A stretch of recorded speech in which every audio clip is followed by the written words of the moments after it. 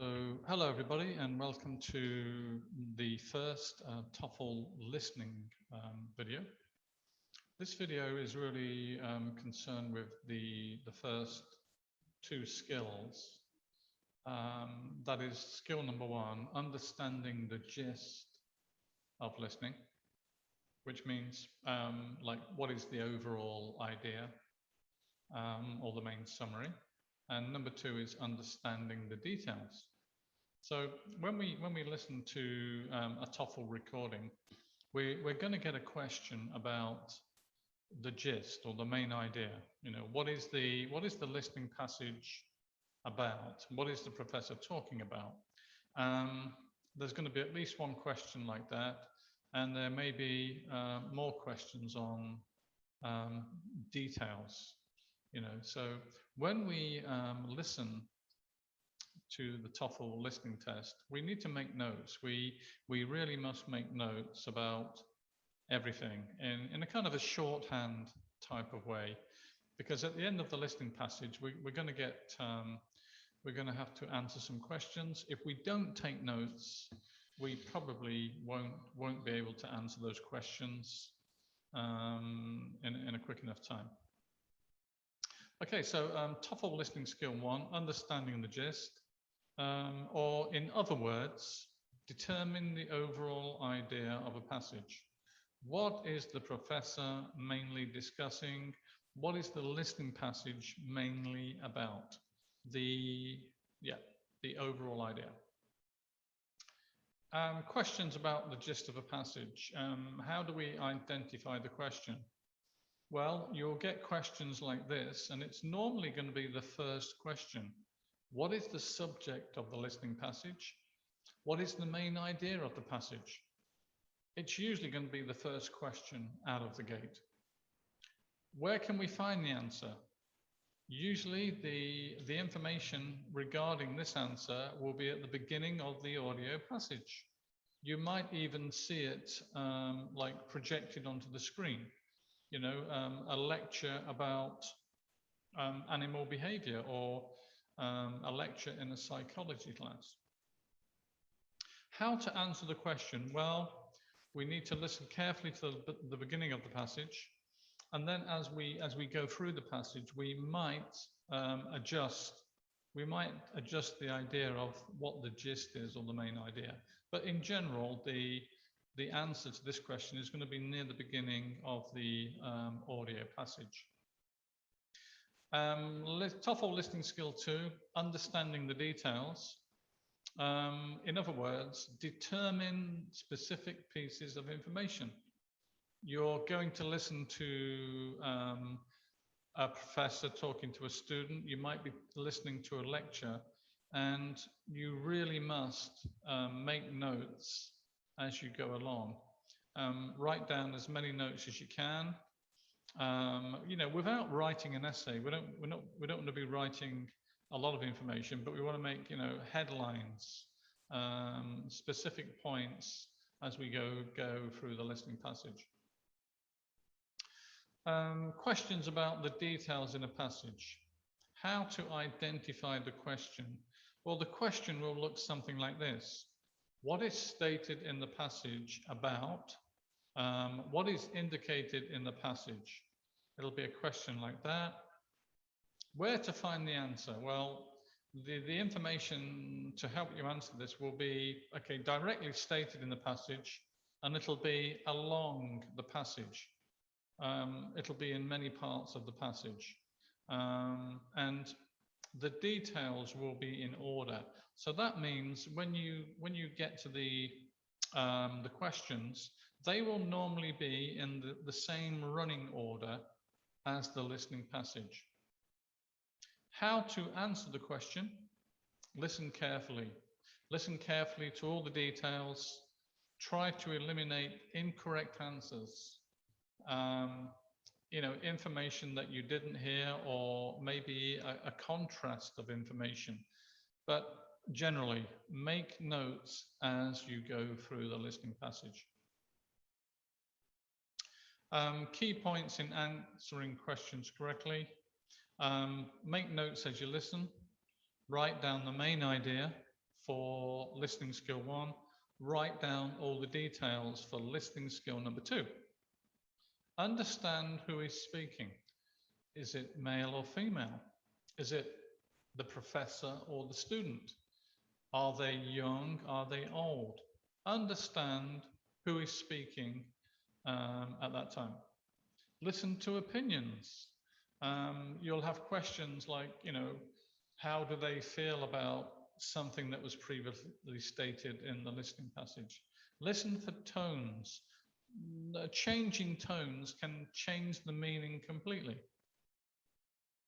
Listen for signposts, moving from one topic to another. Keywords like next, then, another thing, even moving on.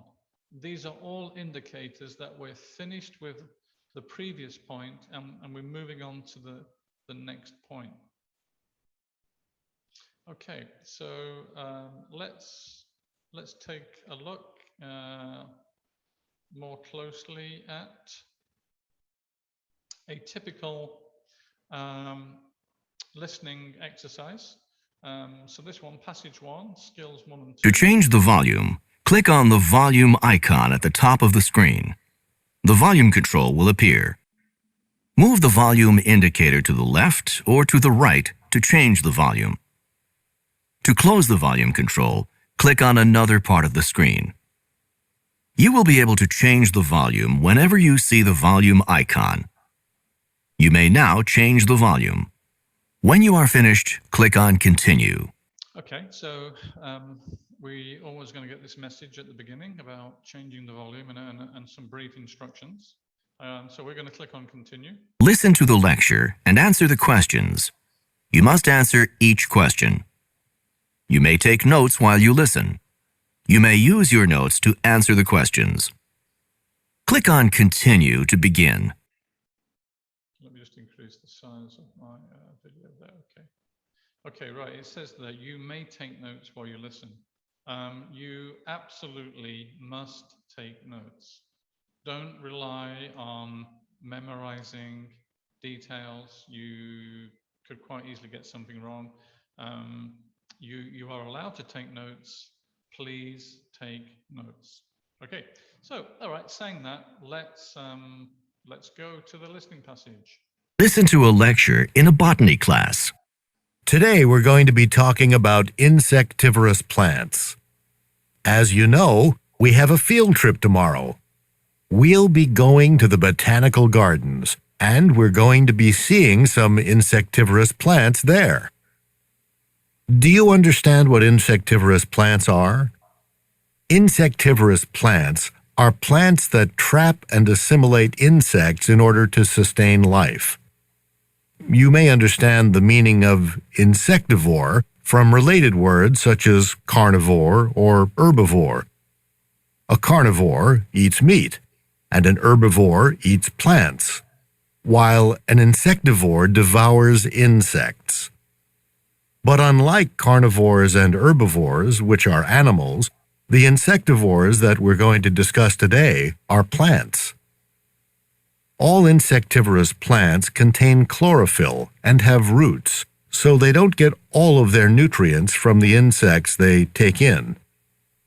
Insectivorous plants tend to live in soil that lacks enough nitrogen for them to exist, so they consume their insect victims in order to get the nitrogen they need. There are many types of insectivorous plants in the world. There are perhaps 500 known species of insectivorous plants worldwide. Of these many types of insectivorous plants, we're going to look at one of the better-known ones in depth. The insectivorous plant that we're going to discuss in detail is the Venus flytrap, which is native to North America. Now, look at the drawing of the Venus flytrap on the screen. The Venus flytrap catches insects by suddenly snapping the ends of one of its trap leaves around an insect. You can see in the diagram that a Venus flytrap has a number of trap leaves and that each trap leaf is divided into two parts. Inside the two parts of the trap leaf are 3 sensory bristles. Sensory bristles which resemble tiny hairs. When an insect touches the bristles inside a trap leaf, the 2 surfaces of the leaf shut instantaneously and the insects trapped inside the parts of the leaf. The Venus flytrap then discharges a digestive liquid into the leaf in order to assimilate the insect and obtain the nitrogen the plant needs in order to survive. That's all for today on the Venus flytrap. I hope that from our discussion of the Venus flytrap, you've developed a clearer understanding of how this and other insectivorous plants function. You'll need it for the trip tomorrow. Okay, so What is the professor mainly discussing? Okay, so we come to the first question, and like I stated previously, this is a question about the gist or the main idea. So the question is, what is the professor mainly discussing?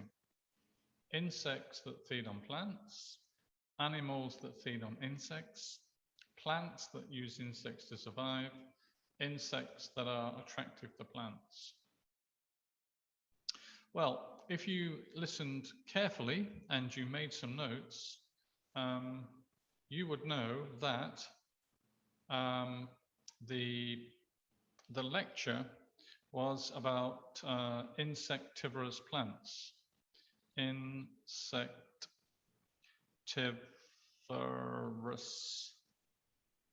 Insectivorous plants, and let me just spell that right, insectivorous plants.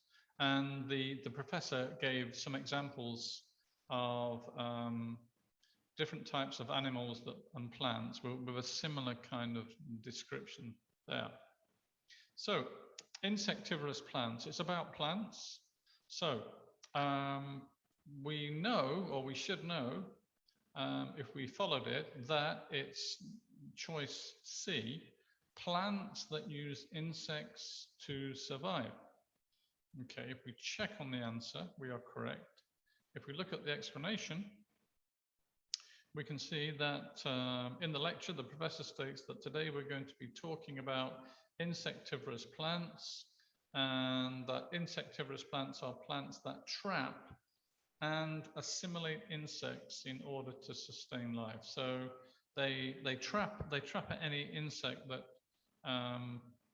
triggers the closing of the plant, and they kind of remove the nutrients from the insect for the plant to survive. Okay, let's go to question number 2. So that was a gist question. Question number 2. Why is the professor discussing this topic? Okay, this is a detailed question. Why is the professor discussing this topic? Now, the answer to this question was given at the beginning and right at the end. Again, if you listen carefully and you took some notes, you will know that it's this choice here. He's lecturing about something that the students will see the next day. In fact, in the listening passage, the professor says, he talks about the fact that they're going on a field trip tomorrow. A field trip tomorrow. So choice A would be correct. If we check that, we're correct. Let's just look at the explanation. In the lecture, the professor states that, as you know, we have a field trip tomorrow, and that we'll be going to the botanical gardens, and we're going to be seeing some insectivorous plants there. So therefore, choice A is correct. Let's go to number 3. What does an insectivorous plant get from an insect? Another question about the details. You know, plants have to trap and assimilate insects because, you know, they're not getting the nutrients from their roots or from the soil. So maybe insectivorous plants are, you know, located in areas where, you know, there's a lack of nutrients in the ground. So they have developed into getting their nutrients from insects that stumble unwittingly between the two leaves like that. Okay, now, what does an insectivorous plant get from an insect? A, all of its nutrients, chlorophyll, nitrogen, digestive liquid. The correct answer is nitrogen. If we check that, we are correct. Explanation. In the lecture, the professor states that insectivorous plants consume their insect victims in order to get the nitrogen they need. This means that an insectivorous plant gets nitrogen from an insect. Let's go to question number 4. According to the lecturer, how widespread are insectivorous plants? Now, this question is a bit tricky, and I say that because you know, the question is not worded exactly as the professor said in the listing passage. He said something similar but not exact. Now, according to the lecturer, how widespread are insectivorous plants? The options are: there are hundreds of varieties in the world. They exist in 500 countries in the world. They exist only in North America. There are 5 different types throughout the world. Now, during the lecture, the professor mentioned that there was more than 500 varieties. Okay. Now, the reason why this is a bit tricky, because we've got 500 countries, but the professor stated 500 varieties. So you could, you know, if you weren't careful, you might select B. B would not be correct. The correct answer is there are hundreds of varieties in the world. However, the professor did not say that exactly. Okay, anyway, let's just check the answer. It's correct. Let's go to the explanation. And okay, in the lecture, the professor states that there are perhaps 500 known species of insectivorous plants worldwide. This means there are hundreds of varieties in the world. Hence, that is the correct answer. Question 5. What is stated in the lecture about the Venus flytrap? Again, a detailed question about the Venus flytrap. Part of the way through the lecture, the professor concentrated on the Venus flytrap, and only one of these answers is correct. So it is the largest insectivorous plant. It is found only in South America. It has movable parts. It has only one trap leaf. Well, if you looked at the drawing, there was a drawing of a Venus flytrap, you would see that there are 2 trap leaves. So that one we can eliminate. We know there are hundreds of varieties around the world. So it's not only found in South America. This one here, it is the largest insectivorous plant. I don't believe that was stated. So we come down to this one, it has movable parts. So this is the only logical answer. It has movable parts because the 2 leaves actually open and shut. Let's check the answer. We are correct. And the explanation. Okay, in the lecture, the professor states that the Venus flytrap catches insects by suddenly snapping the ends of one of its trap leaves around an insect. This means that it has movable parts. Hence, that selection is correct. Okay, let's move on to the last question. What is stated in the lecture about the sensory bristles? So the sensory bristles. Again, we had a diagram of the Venus flytrap, and we could quite clearly see the sensory bristles, as well as the audio giving us details about that. So let's have a look at the choices. We need to click on 2 answers to get full marks. They are divided into 2 parts. There are 3 of them.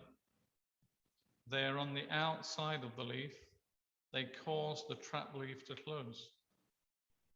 Now, again, if we use our process of elimination, we can eliminate this one. They are on the outside of the leaf. They're on the inside, because you have the two parts of the leaf. The insect walks inside and the leaf shuts. So the sensory bristles being on the outside really would have no objective. Okay. Okay, so that one's not correct. They are divided into two parts. On each leaf, there are 3 bristles, but they're not divided into 2 parts. So we come down to there are 3 of them, and they cause the trap leaf to close. So let's just clear that.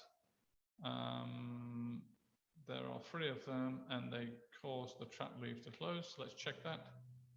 Okay, we are correct. Explanation. In the lecture, the professor states that inside the 2 parts of the trap leaf are 3 sensory bristles.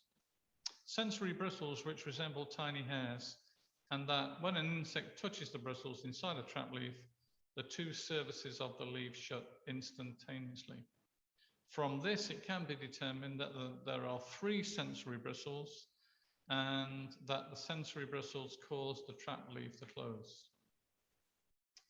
Hence, choice number 2, choice number 4 are correct. So moving on. Click OK. We've come to the end of this short listening passage and test. We have scored 6 out of 6. That's what we want to do. And the only way to do that is to listen carefully, make notes about the gist and the details. So when we come to the question, we can answer the questions correctly and get a really high score. Okay. So this is like video 1 of listening skills for TOEFL. I'll see you in video number 2, where we'll cover a different subject. Okay, thank you very much for watching.